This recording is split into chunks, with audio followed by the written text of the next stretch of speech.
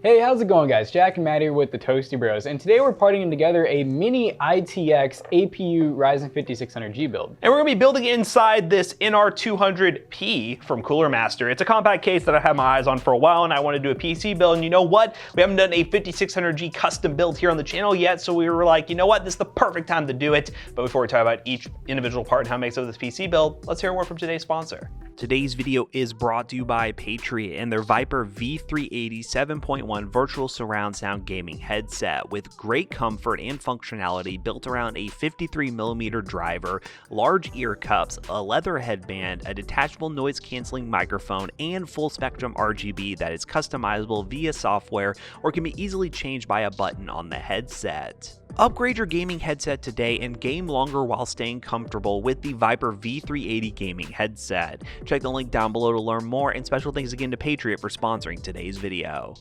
So originally we just had a normal PC build playing with this 5600G, but then we realized we've already done some normal ones, so we figured, hey, this is an APU build that doesn't have a graphics card, so why not make it as small as possible? So we did have to get a mini ITX motherboard, we did have to get a SFX power supply, but we got some good deals. These guys here are about the same price as a normal power supply, and they're 80 plus gold, they're really good. And then we just got this normal B550M, we didn't go like crazy with the X570 or anything like that, so really this doesn't cost much more to go small form factor like this. So how about we go on and talk about each individual part and get to building this very compact gaming PC.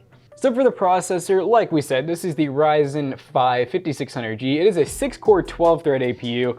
We were waiting forever on APUs to come out that had more than just 4 cores and 8 threads like the 3400G, because we really like the 3400G, but in terms of performance, the 3400G versus the 3200G was not that much different. But with the 5600G, you actually get quite a bit more FPS in games like Fortnite. We noticed about anywhere from 20 to 70 more FPS on performance mode with the 5600G over something like the 3200G. And on top of that, you get a great upgrade path with this, because this is basically a 5600X just with integrated graphics. For the motherboard, we have this ASRock B550M ITX AC. The AC means that it has Wi-Fi, which most ITX boards are going to have Wi-Fi. That's just a pretty standard thing. It is a B550, so we definitely have support out of the box for the Ryzen 5000 series, or at least we should. Maybe, hopefully. Last time we saw you know that. what, it only says 3rd gen, so I don't know. But we're gonna pray. And usually if you pray, you know, sometimes you get what you want. But we do actually have 2 RAM slots, which is pretty standard. It's hard to find 4 on a mini ITX board. We have our one M.2 that does support Gen 4. And then, you know, it does have, gosh, oh, wow, the CPU power is right there. Like, nice. That's a weird spot, but it does have 8. That's what's important. When you're having a higher end CPU, you don't really want the just 4 pins. So yeah, this will work good. More power. More power to you. Yeah.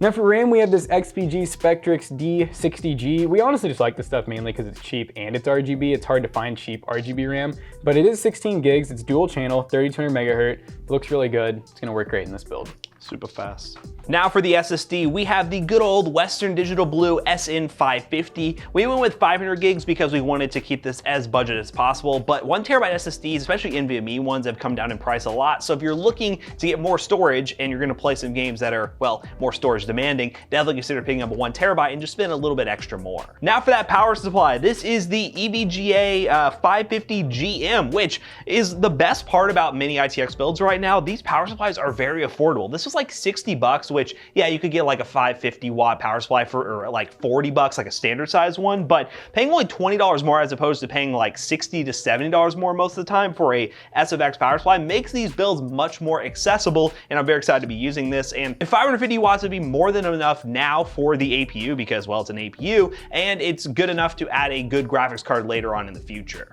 And the case, this is the Cooler Master NR200P, which P means that we have this nice side panel, so you can actually look inside. The normal version is about like $10 or $15 cheaper, so if you just want it to look like this, more power to you. You probably get a little bit more airflow that way actually, but this is a nice compact case that has some pretty good reviews, and it's, well, different than what we've used before. We might as well just make this thing look really nice with the glass side panel, add some RGB.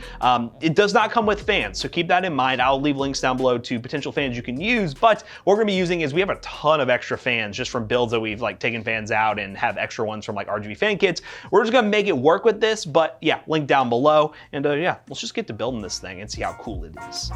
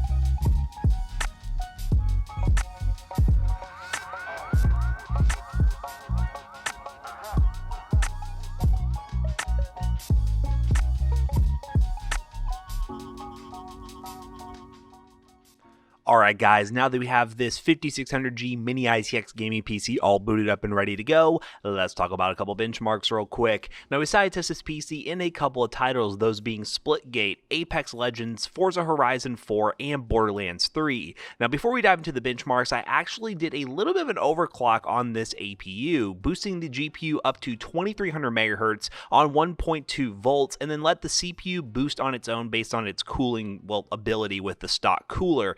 For the most part, you can get a slight overclock on the iGPU very easily, even with the stock Wraith cooler, as you can see right here. And as you see in the benchmarks, the temperature stayed pretty solid, and there were no crashes whatsoever. So if you want to overclock your 5600G, very easy to do. Go into the BIOS, go under the overclocking setting, and change the iGPU overclock to 2300 MHz and the volts to 1.2, and you're good to go.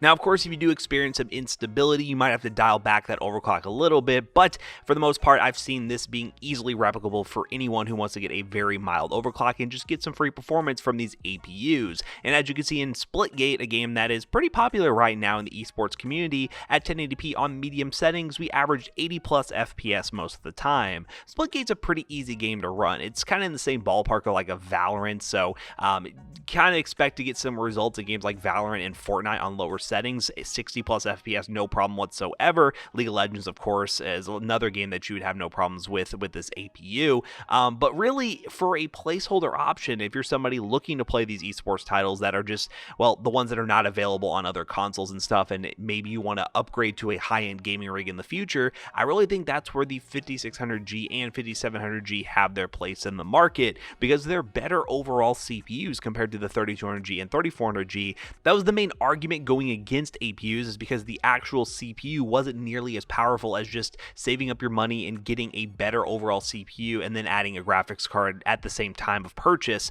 But now you can get an APU that will work really well right now and have a very powerful CPU to work very well with any sort of GPU you throw at it. I could easily see you throwing a 3060 or 3070 with the 5600G and double if not triple your performance just by adding that graphics card. Now next up in Apex Legends, you have to run at 1600 by 900 on low settings. In arenas mode, you do get 50 to 60 FPS. Really, these APUs in like more graphically demanding games are more of a 1600 by 900 or 720p gaming system. You're probably going to be getting 50 to 60 FPS, and you're going to have some dips here and there. I was able to play Apex and enjoy it, but if you're a really competitive Apex gamer, it's really not going to be an awesome experience. It'll work, but you are going to run on 720p low settings to get a constant 60 FPS, and it's really hard to spot enemies in the distance when running that low of a resolution. So just keep in mind that it's something you have to deal with. One thing you could do is pick up an older 720p monitor, which would work better because you're running at native resolution. You can actually see things a little bit better than downscaling from, let's say, a 1080p monitor. If you really think you're going to be holding onto the system for a while, that could be a decent investment on like Facebook Marketplace or Craigslist, because a lot of people overlook the fact that if you get some 720p native monitors, while albeit they're not the greatest looking monitors, it will allow you to get better FPS and have just a better gaming experience when playing on lower resolutions. Next up in Forza Horizon 4, using the built-in benchmark on medium settings at 1080p, we ended up averaging 50 FPS.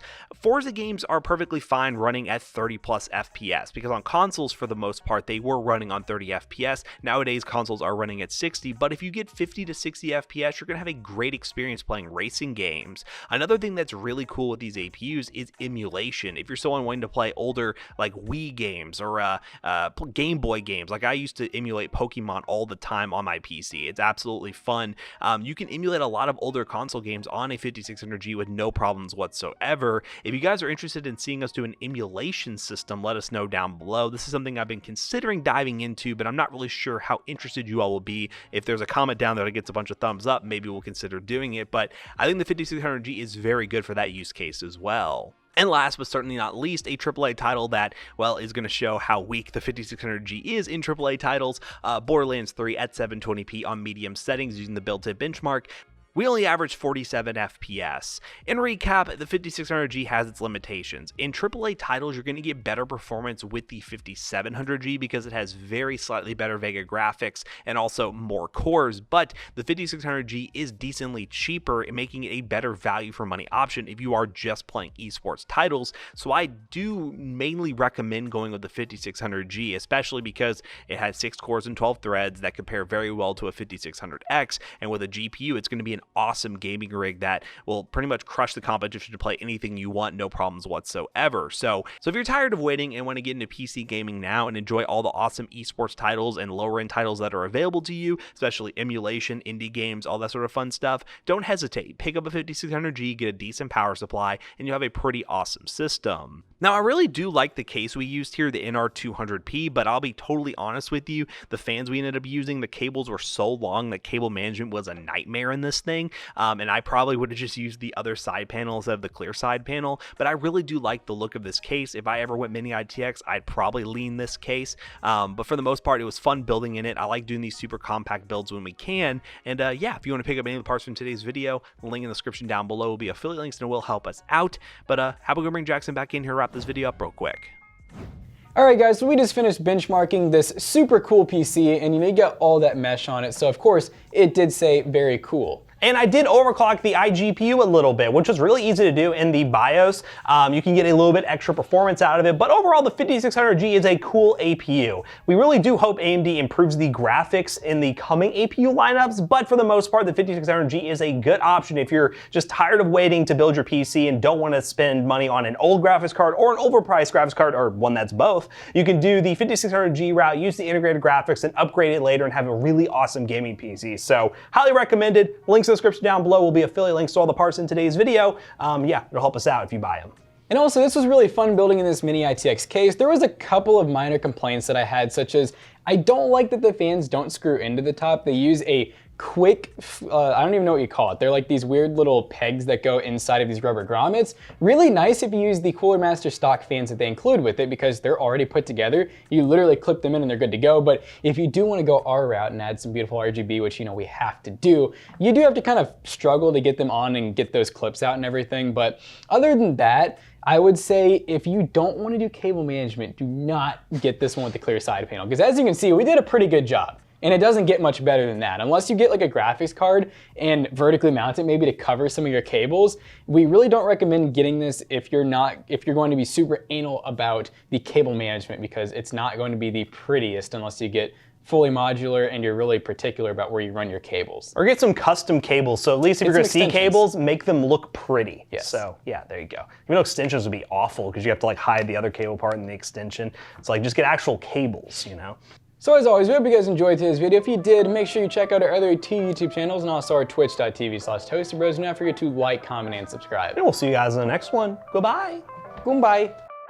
And hey, speaking of the awesome benchmarks and just all that other good stuff on this PC, this one will actually be for sale and you can get your hands on it. PCBros.tech, our PC selling business where we sell awesome computers at good prices. PCBros.tech, go check that out. Goodbye.